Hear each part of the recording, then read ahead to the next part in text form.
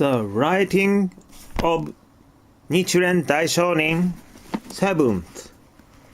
The teaching capacity, time, and country. Written by Nichiren, the Shuramana of Japan.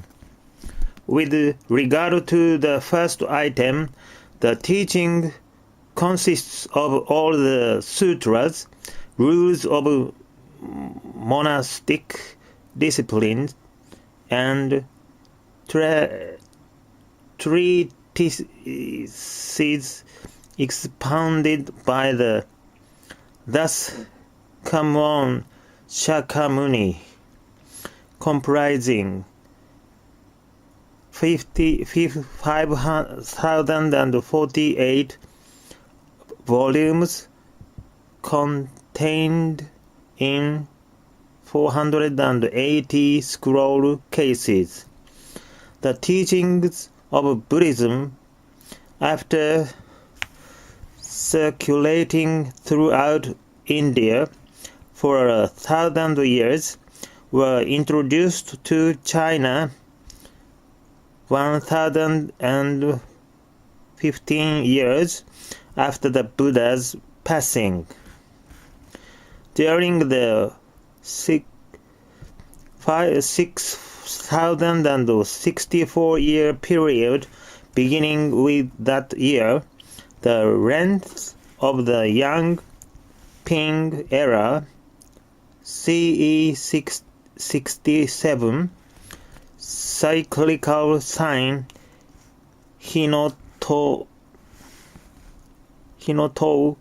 in the region of Emperor Ming of the later Han, and ending with the 18th year of the Kyou era, CE 730, cyclical sign Kanoe Uma in the reign of Emperor Shou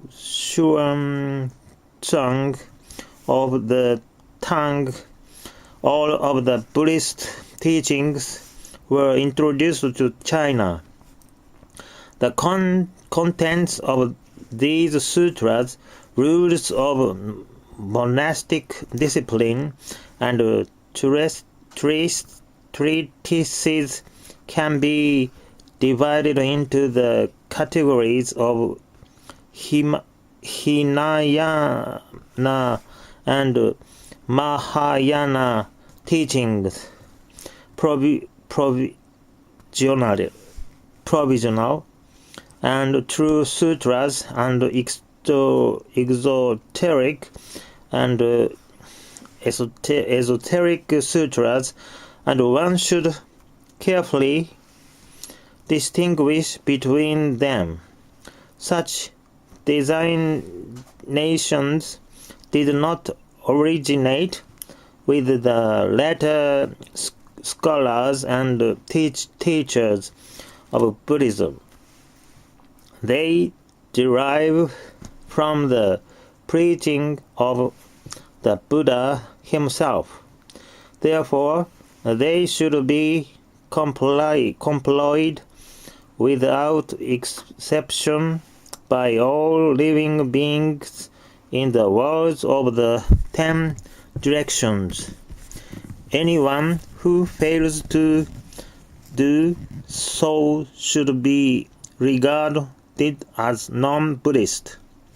The custom of referring to the teachings of the Agama Sutras as Hinayana derives from the various Mahayana sutras of the correct and equal wisdom and lotus and nirvana periods. In the Lotus Sutra, the Buddha said that if he had preached only the Hinayana teachings and withheld the Lotus Sutra, he would have been guilty of stinginess and greed. Moreover, the Nirvana Sutra states that those who accept only the Hinayana Sutras and declare that the Buddha is characterized by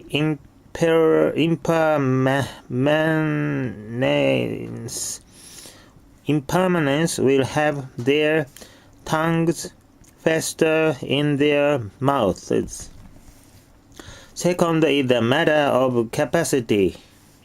One who attempts to propagate the teachings of Buddhism must understand the capacity and basic nature of the person one is addressing. The Venerable Sariputta attempted to instruct a blacksmith by teaching him to meditate on the violence of the body, and to instruct a washerman by teaching him to conduct breath counting meditation. Even though these disciples spent over 90 days in their respective meditations, they did not gain the slightest understanding of the Buddha's teachings. On the contrary, they took on erroneous views and ended by becoming ectanticus, or persons of incorrigible disbelief.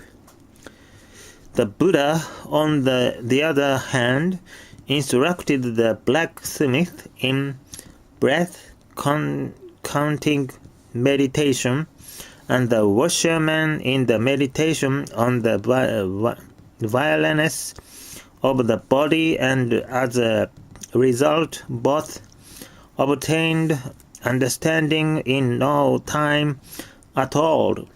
If even Sariputta, the foremost in wisdom among the disciples of the Buddha, failed to understand people's capacity, then how much more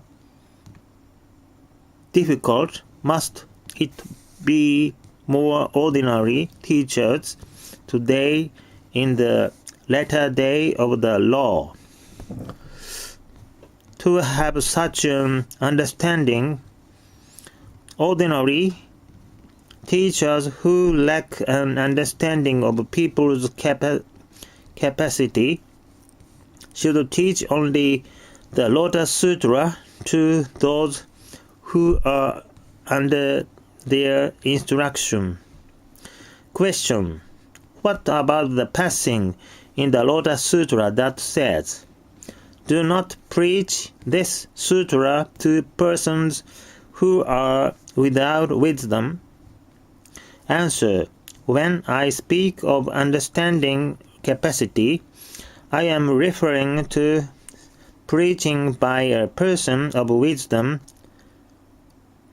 Again, one should preach only the Lotus Sutra even to those who slander the law, so that they may establish a so-called poison drum relationship with it. In this respect, one should proceed as Bodhisattva never disparaging did. However, if one is speaking to persons who one knows have the capacity to become wise, then one should first instruct them in the Hinayana teachings. Then instruct them in the provisional Mahayana teachings, and finally instruct them in the true Mahayana. But if speaking to those one who knows to be ignorant persons of lesser capacity, then one should first instruct them in the true Mahayana teaching. In that way, whether they choose to believe in the teaching or to slander it, they will still receive the seeds of Buddhahood. Third is the consideration of time. Anyone who hopes to spend the Buddhist teachings must make certain to understand the time. For example, if a farmer were to plant his fields in autumn and in winter, then even though the seed and the land and the farmer's efforts were the same as ever, this planting would not result in the slightest gain, but rather would end in loss. If the farmer planted one small plot in that way, he would suffer a minor loss. And if he planted acres and acres, he would suffer a major loss. But if he plows and plants in the spring and summer, then whether the fields are of superior, medium, or inferior quality, each will bring forth its corresponding share of crops. The preaching of the Buddhist teaching is similar to this. If one propagates the teaching without understanding the time, one will reap no benefit, but on the contrary will fall into the evil paths. When Shakyamuni Buddha made his appearance in this world, he was determined to preach the Lotus Sutra. But though the capacity of his listeners may have been right, the proper time had not yet come. Therefore, he spent a period of more than 40 years without preaching the Lotus Sutra, explaining, as he says in the Lotus Sutra itself, that the time to preach so had not yet come. The day after the Buddha's passing begins the 1,000-year period known as the former day of the law, when those who uphold the precepts are many while those who break them are few. The day after the end of the former day of the law marks the beginning of the 1,000-year period known as the middle day of the law, when those who break the precepts are many while those without precepts are few. And the day after the ending of the middle day of the law begins the 10,000-year period known as the latter day of the law, when those who break the precepts are few, while those without precepts are many. During the former day of that law, one should cast aside those who break the precepts, or who have no precepts,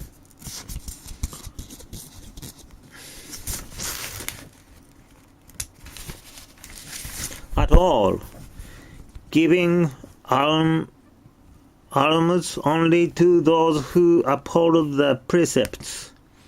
During the middle day of the law, one should cast aside those without precepts and give alms only to those who break them.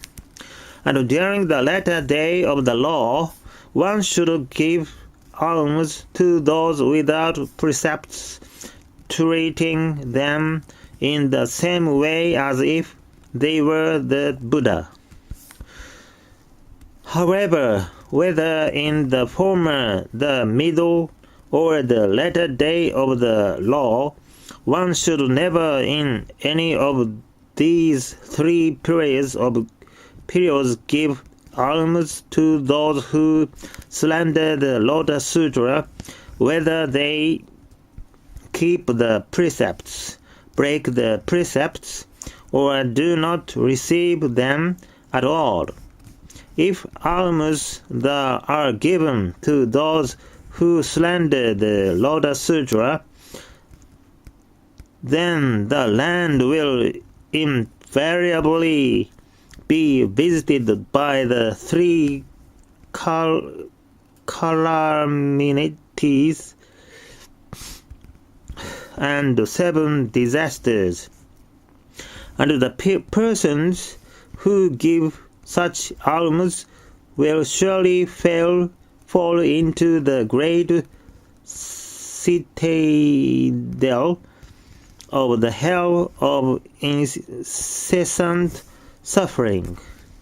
When the votary of the Lotus Sutra denounces the provisional sutras, it is like a ruler, a parent, or a teacher disciplining a retainer, a son, or a disciple. But when practitioners of the provisional sutras denounce the Lotus Sutra, it is like retainers, sons, or disciples attempting to punish their ruler, parent, or teacher. At present, it has been 210 or more years since we entered the latter day of the law.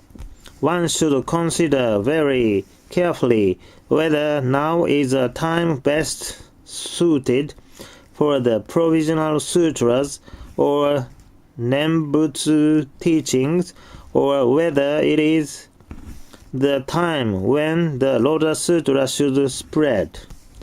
Fourth is the consideration of the country. One must never fail to take into account the kind of country in which one is spreading the Buddhist teachings.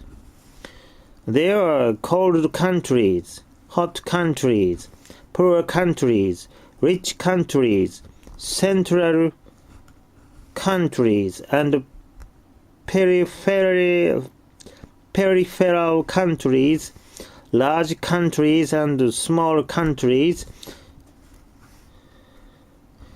countries wholly given over to thieving,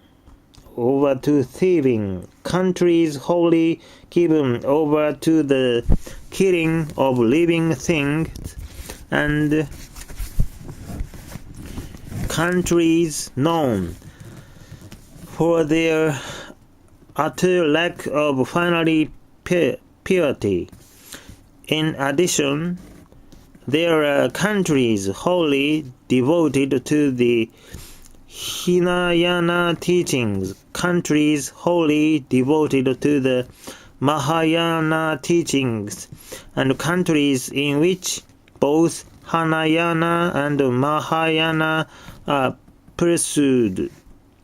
In the case of Japan, therefore, we must carefully consider whether it is a country suited exclusively to Hinayana,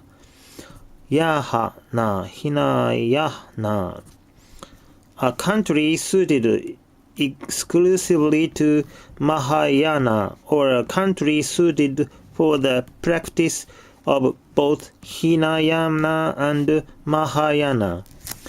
Fifth is the sequence of propagation. In a country where the Buddhist teachings have never been introduced, there, of course, will be none who are familiar with Buddhism. But in a country where Buddhism has already been introduced, there will be those who believe in the Buddhist teachings.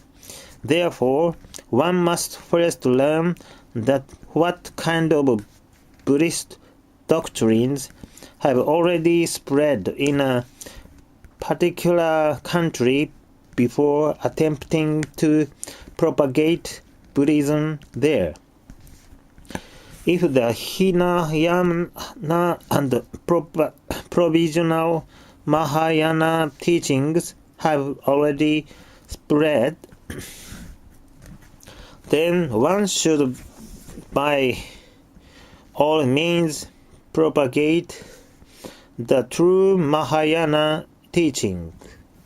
But if the true Mahayana teaching has already spread, then one must not propagate the Hinayana or provisional Mahayana teachings. One thrown aside shards and rubble in order to pick up gold and gems, but one must not throw aside gold and gems in order to pick up shards and rubble. If one takes the 5 principles outlined above into account when propagating the Buddhist teachings, then one can surely become a teacher to the entire nation of Japan. To understand that the Lotus Sutra is the king of sutras, the foremost among them all, among them all is to have a correct understanding of the teaching. Yet, Fa Yun of Counrty Shou Temple and Hui Quan of Tao Chang Shou Temple claim that the Nirvana Sutra is superior to the Lotus Sutra. Chang Quan of Mount Qingliang and Kobo of Mount Koya claimed that the flower garland and the Mahavairokarya Sutras are superior to the Lotus Sutra. Chi Tsang of Xiangshu Temple and the priest Kyou of Shou and Shou temple claimed that the two sutras known as the wisdom and the profound secrets are superior to the Lotus Sutra.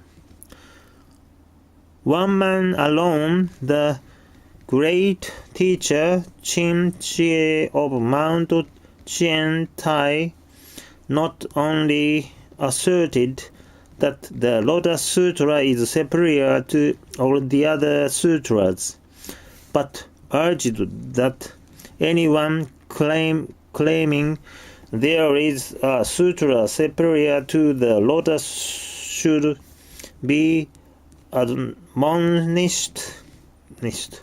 He said that if such persons persist in their false claim, their tongues will surely fester in their mouths during the present existence, and after death they will fall into the Avicii hell. One who is able to distinguish right from wrong among all these different opinions may be said to have a correct understanding of the teaching. Of all the 1,000 or 10,000 scholars of the present age, surely each and every one is confused as to this point. If so, then there must be very few who have a correct understanding of the teaching. If there are none with a correct understanding of the teaching, there will be none who read the Lotus Sutra.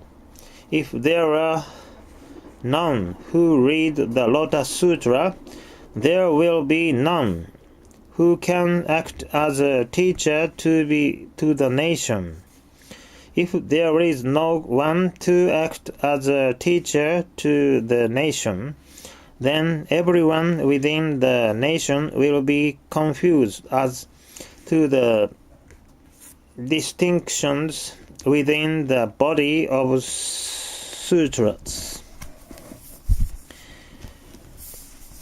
such as those between the Hinayana and the Mahayana, the provisional and the true, and the exoteric and the esoteric sutras. Not a single person will be able to escape the sufferings of birth and death, and in the end they will all become slenders of the law. Those who, because the slandering the law, fall into the Avicii hell, will be more numerous than the dust particles of the land, while those who, by embracing the law, are freed from the sufferings of birth and death, will number less than the specks of dirt that can be placed on a fingernail. What a fearful thing it is. During the 400 or more years since the time of Emperor Kyou, all the people in Japan have had the capacity to attain enlightenment solely through the Lotus Sutra. They are like those persons with capacities suited to the pure and perfect teaching who for a period of 8 years listened to the preaching of the Lotus Sutra on Eagle Peak. Confirmation of this may be found in the records of the great teacher Tian Tai, Prince Shotoku, the received Ganjin, the great teacher Kompon Dengyo, the Reverend Annen, and Ashin. To understand this is to have an understanding of the people's capacity. Yet the Buddhist scholars of our time say that the people of Japan all have capacities fit only for the recitation of Amida Buddha's name, the Nembutsu. They are like Sariputta in the episode I mentioned earlier, who, because he was misled as to the capacity of the persons under his instruction, in the end turned them into eccentrics. In Japan at present, some 2,210 years after the passing of the thus come one Shakyamuni, in the last of the 500-year periods after his passing, the hour has come for the widespread propagation of Myoho Renge Kyo. To understand this is to have an understanding of the time. Yet there are Buddhist scholars in Japan today who cast aside the Lotus Sutra and instead devote themselves exclusively to practicing the invocation of Amida Buddha's name. There are others who teach the Hinayana precepts and speak contemptuously of the priests who were ordained with Mahayana precepts on Mount Hiei, as well as those who present what they describe as a separate transmission outside the sutras, disparaging the correct doctrine of the Lotus Sutra. Such persons may surely be said to misunderstand the time. They are like the monk superior intent who slandered Bodhisattva root of joy, or the scholar Ganaprabhuha who behaved with contempt toward Bodhisattva Maitreya. thus inviting the terrible sufferings of the Avicii hell. Japan is a country related exclusively to the Lotus Sutra, just as the country of Shravasti in India was related solely to the Mahayana teachings. In India, there were countries that were wholly devoted to Hinayana, those that were wholly devoted to Mahayana, and those that were devoted to both Hinayana and Mahayana teachings. Japan is a country that is exclusively suited to Mahayana, and among those teachings, it should be dedicated solely to the Lotus Sutra. The above statement is attested to in the treatise on the stage of yoga practice, the writing of the Saint Chao, and the records of Prince Shotoku, the great teacher Dengyo, and Annen. To understand this is to understand the country. Yet there are Buddhist scholars in our present age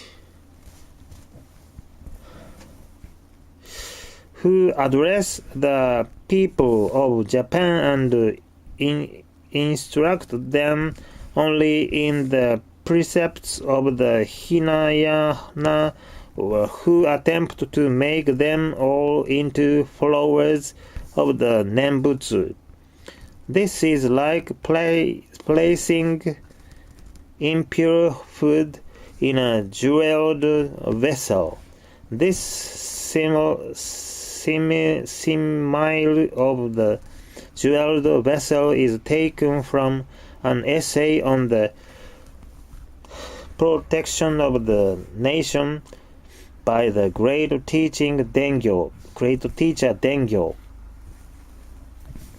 In Japan, during the 240 or more years from the time when Buddhism was first introduced from the Korean kingdom of Paekcho in the reign of Emperor Kinmei to the reign of Emperor Kyou, only the Hinayana and provisional Mahayana teachings were propagated throughout the country. Though the Lotus Sutra existed in Japan, its significance had not yet been made clear. This was similar to the situation years before in China, where the Lotus Sutra had existed for more than 300 years before. Its significance was clarified.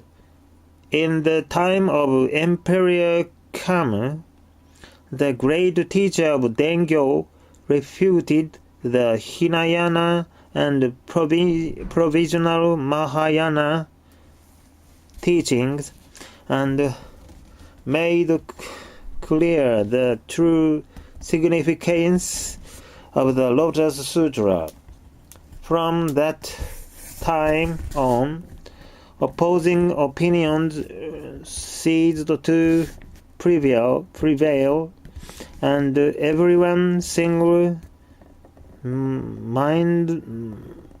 mindedly put faith in the Lotus Sutra. Even though the scholars of the earlier 6 scholars of Nara who studied Hinayana and Mahayana teachings such as the flower garland, wisdom, profound secrets, and Agama Sutras regarded the Lotus Sutra as the ultimate authority. Needless to say, this was even more so with scholars of the Tendai and True Word schools, and of course with lay believers who had no special knowledge of the subject.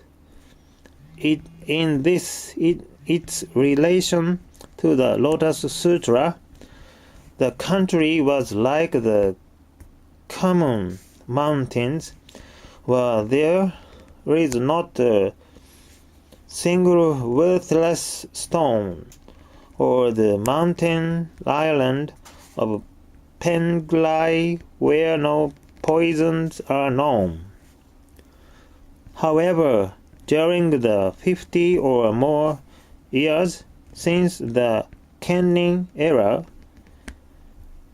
1201 to 1204, and the priest Dainichi and Buddha have spread the teachings of the Zen school, casting aside all the various sutras and postulating a doctrine that is transmitted outside of the scriptures,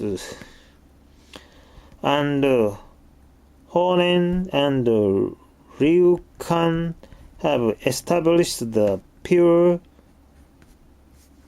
Land School, contradicting the teaching of the true Mahayana and setting up the provisional doctrines.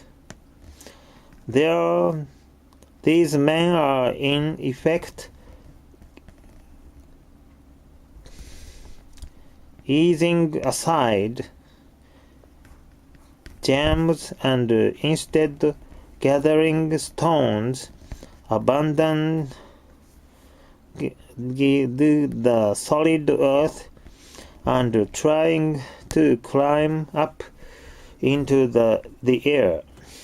They know nothing about the order in which the various doctrines should be propagated. The Buddha warned of such persons when he said that it was better to encounter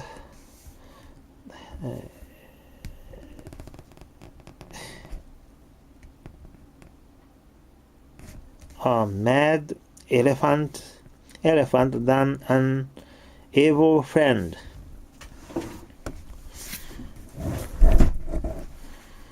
In the encouraging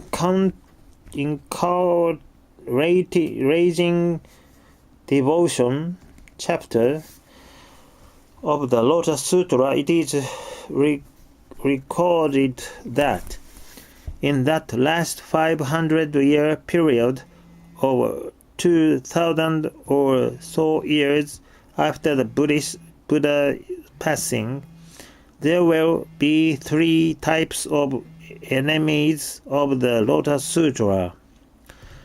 Our present age corresponds